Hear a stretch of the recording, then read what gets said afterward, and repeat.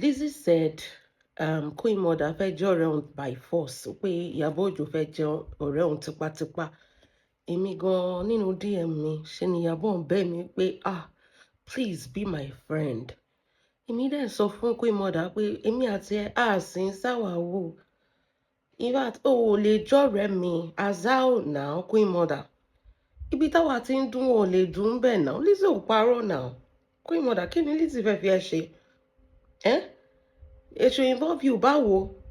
Ó mọ nǹkan tí Lizzy gbé dání ni. Ṣòro pé easy kí wọ́n máa kó látẹ̀kọ́ lọ s'Abuja kó involve you Azal. Ó mọ nǹkan tó wà ńbẹ̀ kí wọ́n máa kó kiri bẹ́ẹ̀ yẹn. Ṣó lè máa kó kiri bó ṣe ń kó kiri yẹn ni? You cannot get it. Èmi àti Queen Mother gan sì ń ṣàwàwò at all. She cannot be my friend. Kí ló gbé dání? No, kí ló gbé dání? Èmi tó jẹ́ pé mò ń talẹ̀ 1,000 naira fún àwọn warriors tọ́ọ̀ dẹ̀ tí ìlówó rà.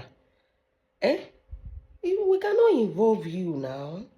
You cannot be in our circle now. Queen Mother ò dẹ̀ ṣe tiẹ̀ síwájú ẹjọ́ ṣe tipátipá ni. Mo ní mi ò ṣe ọ̀rẹ́ Ìyábọ̀ Òjó not by force. Why is she forcing herself on me? Ilẹ̀ 650 million lásán ni mo sọ pé káwọn warriors wọn máa rà ní 1,000 tó bá tẹ̀ ní 500 ṣáà mú wá any amount ò bá jẹ́ 10 naira ló ní ìwọ mú wá kó máa mú máa bọ̀ a máa gbà bẹ́ẹ̀ ni because ẹnu ti gbẹ́ ń sìn so Queen Mother ó sínú category mi ṣé o ní àwọn warriors ni wá àwọn warriors bó ṣe wà yẹn àwọn tó jẹ́ pé wọ́n ń rùn pa ni. Look at the people surrounding you. Òun bá àwọn governors ṣe, èmi ò bá àwọn governors ṣe, so sì ń ṣàwàwò. Why are you forcing yourself on us? Why are you forcing yourself on us? Oh, day your lane, day your day now. Live your life. Ìwọ ń ṣáà ní gbogbo èèyàn mọ̀ socialite yẹn máa lọ party kiri.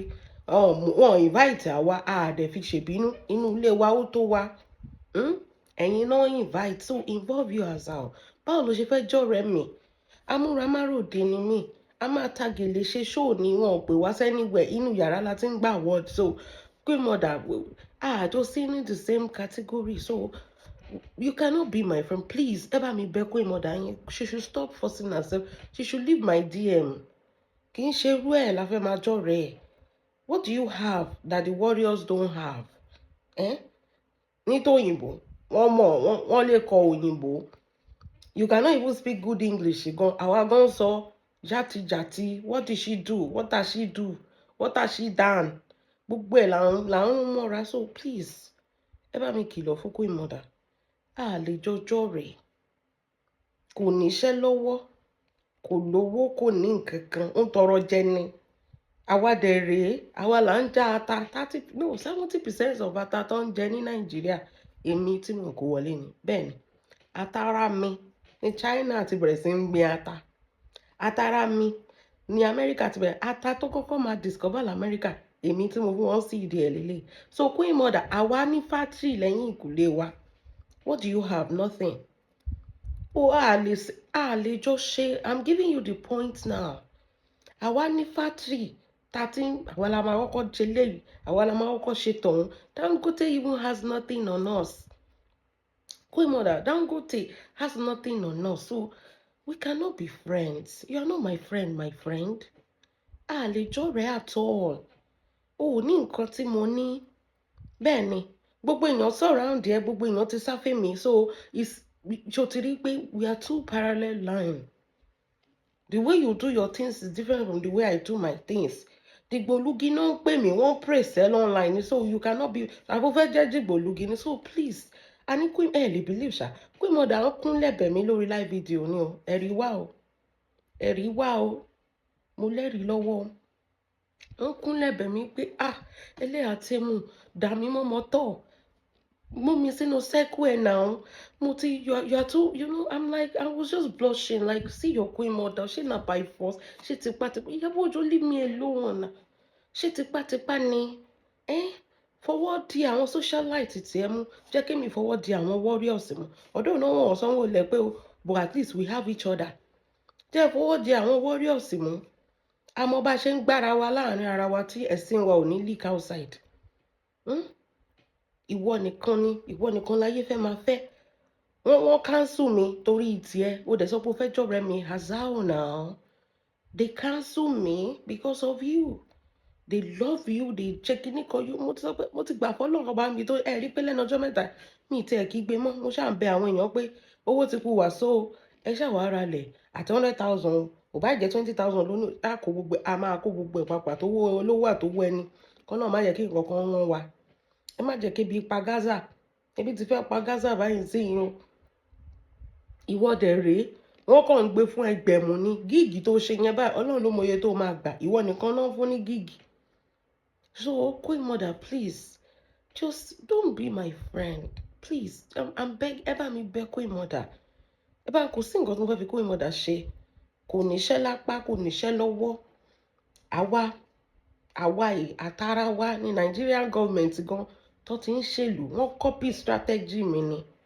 Bẹ́ẹ̀ ni Tinubu ọwọ́ mi ló ti wá gba strategy tó copy tó fẹ́ lò ní 2027 election. So ẹ jọ̀ọ́ ẹ bá mi kìlọ̀ fún Queen Mother yín. We are not mates, we are not friends, we can never be friends. We can never, two parallel lines that can never meet. Stop begging me. Má máa rán àwọn èèyàn sí mi mọ́ pé ó fẹ́ jọ̀rẹ́ mi. Na by force, ẹ ń ró lówó sójú. Ẹ kì í ṣe kí ni ẹ ń ró lówó sójú. Kí ló dé? Yes, I'm not your friend. Ó ṣe rí nìyẹn. Wo èèyàn tó ń fẹ́, wo èèyàn tèmi ń fẹ́. What does, it's tó má tẹ̀sán pé ká mọ́kọ wa jáde. Ṣé Paul ló fẹ́ mú jáde? Ta ló mọ Paul? Wo bọ̀dá Láti, Mr. Lawani, wo bọ̀dá Láti bó ṣe rí. Ọkùnrin tó nà tán ni. Ó nà tán ni. The only thing tó wà ń bẹ̀ ni pé a máa gbé làákàyè sínú gbá. Bọ́dì ilẹ̀ máa rí. Bọ̀wọ́ Paul.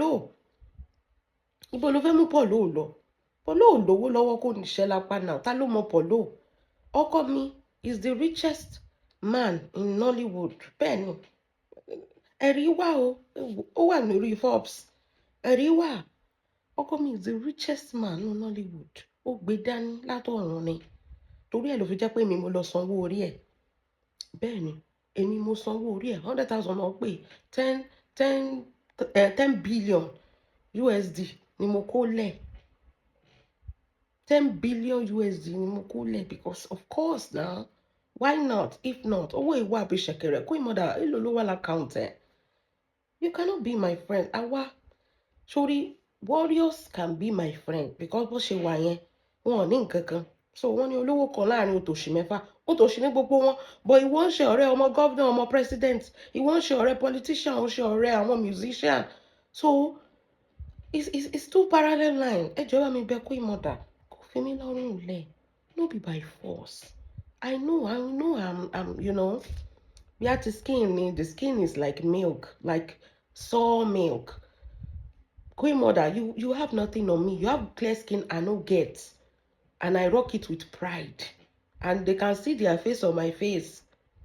So please, stay on your lane. Stop begging people. Mama bẹ àwọn èèyàn púpọ̀ wọn máa bẹ̀ mí. I know you want my life. I know you want my husband. I know you want my children. I know ó ń ṣe é kó jẹ́ wọ́n ló máa dára bíi tèmi. So please stay on your lane. Don't be my friend. We don't want you on this angle. Stay on your... Why?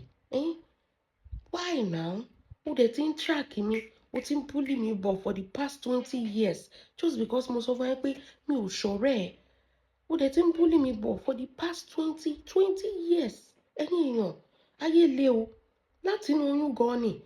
Tó ti ń bully mi wá. Láti inú oyún. Torí pé I told her that I cannot be your friend. Ṣé o ní doctorate ni? O ní doctorate now. You don't get a doctorate. Law school now, kàwé now, lè sọ òyìnbó now. Mo gba first PhD mi at the age of 5. Nísìnyí báyìí mo ti ní bí 25 PhD. Bẹ́ẹ̀ ni. So what do you have? Certificate wo school wo ló lọ, Queen Mother? Kí ló gbé dání? What do you have on me? Kò sí now. Èmi ni the first woman. Àtàrà mi ní China. Tó ti copy bó ṣe ń wọ àbáyà. Àtàrà mi ní Arab. Làwọn obìnrin Arab, èmi mo kọ́kọ́ wọ àbáyà kan tó bẹ̀rẹ̀ sí ń wọ àbáyà. Bẹ́ẹ̀ ni. èmi mo kọ́kọ́ ó wà nínú Quran, èmi mo kọ́kọ́ wọ àbáyà kí àwọn people wọ̀nyẹn káwọn Arab tó copy ara mi náà ti wá copy ẹ̀ bẹ́ẹ̀ ni nínú uncompleted building yẹn náà ni mo ti kọ́kọ́ bẹ̀rẹ̀ iṣẹ́ tailor tí mo ti bẹ̀rẹ̀ sí ní rán àbáyà ni mo kọ́kọ́ rán lé ayé mi bí mo ṣe ń jáde báyìí ní òbò ìyá mi àbáyà ni mo kọ́kọ́ rán Queen Mother.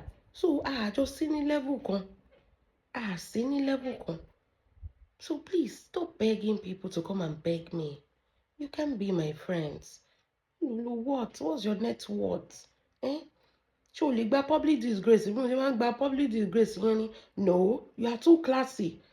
Me, I roll in the mud. So Queen Mother, please, ẹ̀yin tẹ́ bá mojú Queen Mother, bá mi bẹ̀ Queen Mother pé kó jọ̀ọ́ nítorí Ọlọ́run, kì í ṣe tipátipá lèèyàn fi ń jọ̀rọ̀ èèyàn.